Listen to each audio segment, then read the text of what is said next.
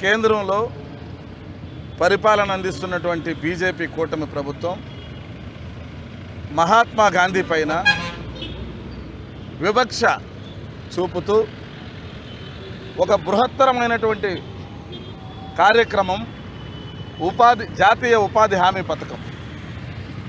అప్పట్లో మన్మోహన్ సింగ్ గారి నేతృత్వంలో మహాత్మా గాంధీ ఎన్ఆర్ఈజీఎస్ పథకంగా నామకరణం చేసి మన రాష్ట్రంలోనే అనంతపురం జిల్లాలోనే ప్రారంభించడం జరిగింది.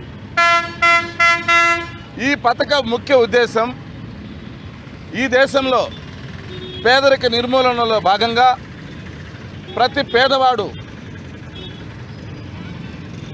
పనికి పోయి కనీస వేతనం తీసుకొని తన కుటుంబాన్ని పోషించుకునే భాగంలో ఆ రోజు ఈ పథకాన్ని ప్రవేశపెట్టడం జరిగింది. ఈ పథకం ద్వారా ఇదొక ప్రతి మహిళ, ప్రతి పేద కుటుంబం ఈరోజు పొదుపు మార్గంలో నడిచారు. ప్రతి ఒక్కరూ స్వయం ఉపాధి సంపాదించుకున్నారు, వారి కుటుంబాన్ని వారు పోషించుకున్నారు, వారి పిల్లలను చదివించుకున్నారు. అలాంటి ఈ పథకాన్ని నిర్వీర్యం చేస్తూ కేంద్ర ప్రభుత్వం ఈ కూటమి ప్రభుత్వం, మన రాష్ట్రంలో ఉన్నటువంటి కూటమి ప్రభుత్వాన్ని ఆసరాగా తీసుకొని ఈ మహాత్మా గాంధీ పేరునే తొలగించే దానికి వాళ్ళు పూనుకున్నారంటే వాళ్ళు మహాత్మా గాంధీ పైన వివక్ష చూపడం కాదా అనేసి సందర్భంగా తెలియజేస్తా ఉన్నాం.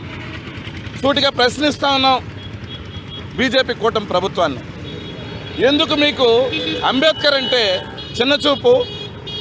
అంబేద్కర్ని అవమానపరుస్తారు. చట్టసభల్లోనే అంబేద్కర్కు ఘోరమైనటువంటి అవమానాన్ని సృష్టిస్తూ ఉన్నారు. అలాగే మహాత్మా గాంధీని ఎందుకు మీరు అవమానపరుస్తూ ఉన్నారు? మహాత్మా గాంధీ గారి కంటి అద్దాలు స్వచ్ఛ భారత్కు వాడుకున్నారు. మహాత్మా గాంధీ పేరుని గ్రామీణ ఉపాధి హామీ పథకంలో ఆయన పేరును తొలగించారు.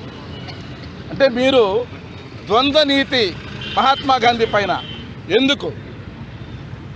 ఇలాంటి కుయుక్తులు, కుట్రలు మీరు మానుకోకపోతే ఉపాధి హామీ కూలీల ద్వారానే కాంగ్రెస్ పార్టీ దేశవ్యాప్తంగా రోడ్లపైకి వచ్చి మహాత్మా గాంధీ పేరుని ఎంజీఎన్ఆర్ఈజీఎస్ పథకంకి కొనసాగించాలనేసి ధర్నాలు, రాస్తారోకాలు చేసేందుకు కూడా మేమందరూ కూడా సిద్ధపడతామనేసి సందర్భంగా తెలియజేస్తా ఉన్నాం.